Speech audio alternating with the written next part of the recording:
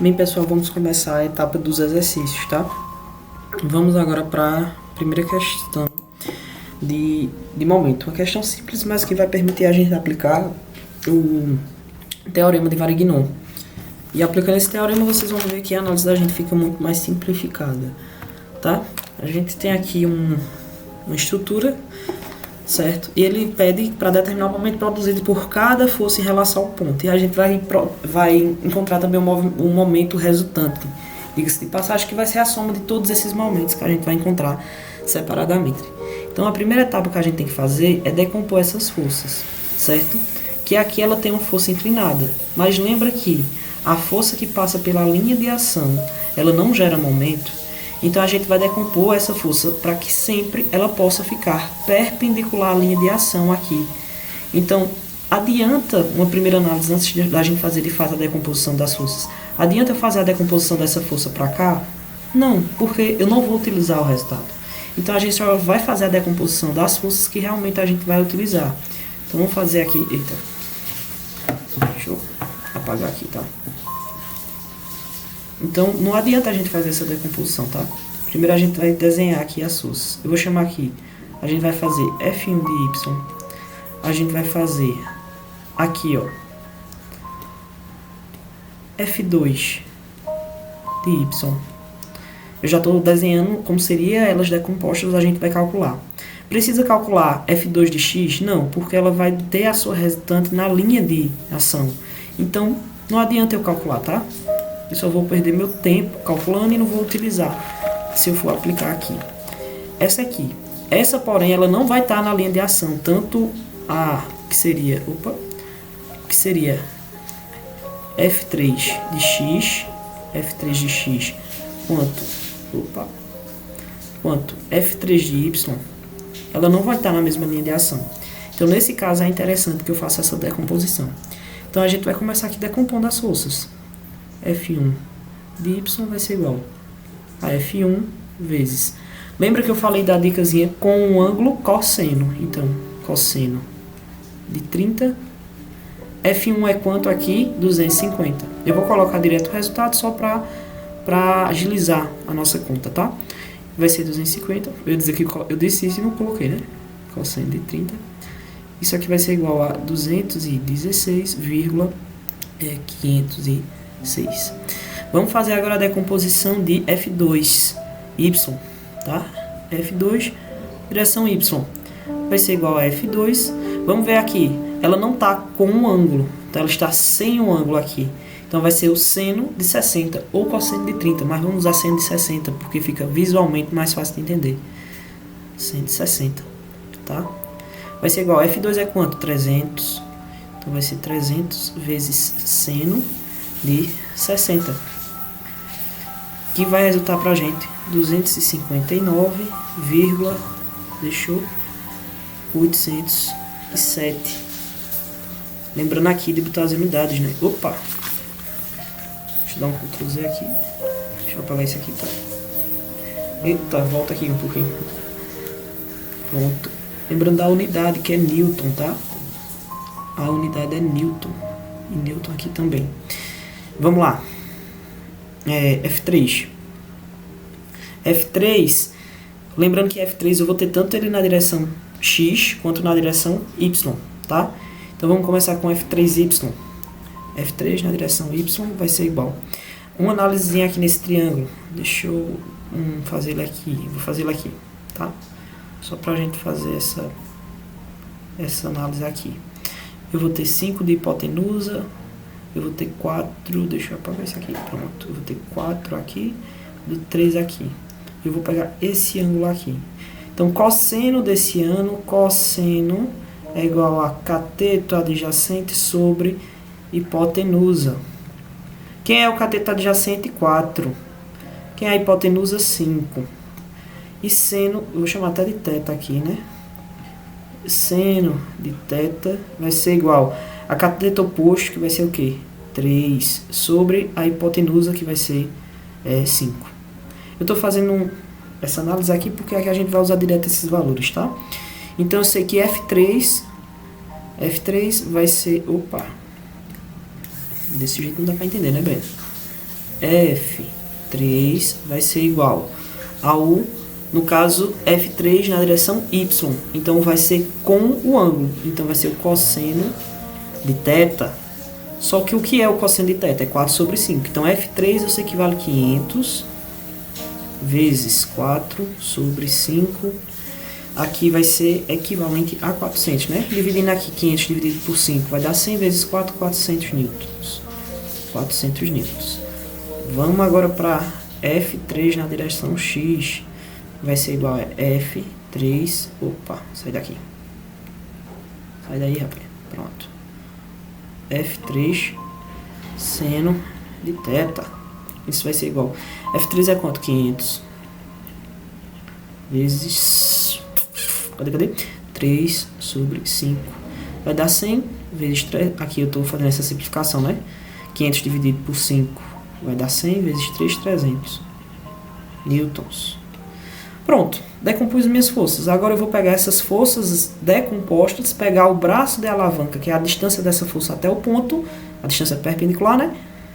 Que faz com a força perpendicular, e vamos calcular o momento. Vamos calcular o momento gerado por F1. Então eu vou chamar até de momento 1. Vai ser igual a F1y vezes a distância. F1y até o ponto A, qual é a distância? 2. Então vai ser F1y vezes 2, que vai ser 216,506 vezes 2. Isso aqui vai dar igual a 433, cadê? Anotei aqui, 433,012. Momento, a unidade, eu não comentei, eu acho que na revisão teórica. Mas momento é força, vamos lá? Unidade de força é Newton, unidade de distância é metro no sistema internacional. Então a unidade de momento é Newton metro, tá? Newton vezes metro.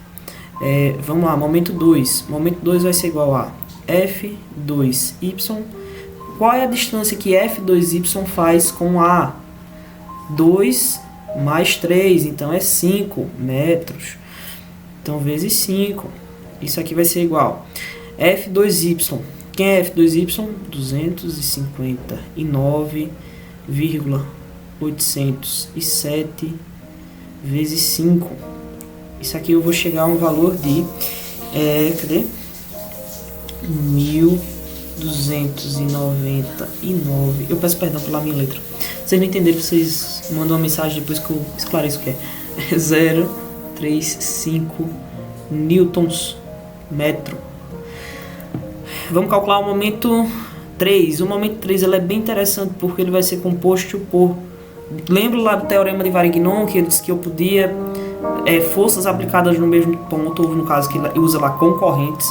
Forças aplicadas no mesmo ponto, eu posso fazer o somatório dos momentos separadamente dessas forças. Então, como eu decompus minha força F3, então eu vou fazer um momento gerado só por F3Y, um momento gerado só por F3X, e somar as duas eu vou chegar ao momento resultante se eu fizesse o momento de F3 aqui, sem decompor, tá? Então, vamos fazer logo F3Y, tá? Esse aqui que está para baixo. Então, F3Y vezes... Vamos lá, fazer a análise. Aqui eu não cheguei a fazer a análise porque todas estavam no sentido horário. Até um erro meu, mas eu vou fazer a análise dos sentidos aqui de uma vez só, tá?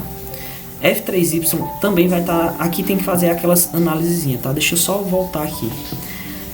Essa força Fy para o ponto A, ela vai estar rodando em que sentido? No sentido horário, então ela é negativa. Então eu tenho que aqui, na verdade, minha resposta ela é menos 433. Inclusive aqui tem que botar o menos também, tá, pessoal? Perdão aí pela ausência. Acontece a mesma coisa aqui, tá? No ponto de F2Y. Ele vai estar rodando em que sentido em relação a A? No sentido horário. Então também é negativa. Então vem para cá o sinal de negativo, aqui o sinal de negativo e aqui também o sinal de negativo. Por que eu estou fazendo essa ressalva aqui? Porque vamos precisar desses sinais, principalmente aqui. Deixa eu até apagar, porque a gente faz o sinal direitinho. Eu vou ter F3Y nesse sentido aqui. Deixa eu apagar isso aqui, que vai ficar melhor de visualizar. Deixa eu apagar aqui, apagar aqui, apagar aqui. eu tenho F3Y nesse sentido aqui, tá? Ó, F3Y nesse sentido. Em relação ao ponto A, ele está rodando no sentido horário, então quer dizer que ele é negativo. Então isso aqui vai ser menos F de 3Y vezes, qual é a distância? 5 metros, tá? Pelo princípio de transmissibilidade, eu sei que essa força aqui é como eu puxasse ela até aqui. Então vamos lá. E também o braço de alavanca que a gente pode usar, né? Vezes 5, porém vamos ver F3x. F3x, a gente lembra pelo teorema de Varignon que a gente pode fazer o momento separado dessas forças, né? Ele vai estar rodando nesse sentido em relação ao ponto A. E esse sentido é anti-horário, então quer dizer que ele é positivo. Então eu venho aqui e coloco o sinal, né, de mais, porque ele é positivo. Então vai ser F3x vezes, qual é a distância até o ponto A que ele tem de braço de alavanca? 4. Então vou ter aqui, ó, 4.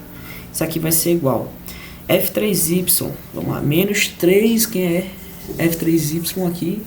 Menos 400 vezes 5, mais F3, cadê? F3x, 300 vezes 4, isso aqui vai ser igual, menos 2000,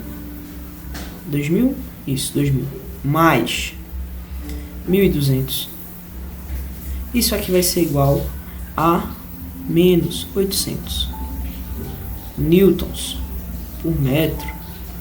Então aqui a gente chegou a resultante de cada um dos momentos separadamente, porém eu quero um momento resultante. Essa questão não pede, mas eu vou fazer para que vocês fiquem cientes que futuramente a gente vai ter que encontrar esse momento resultante.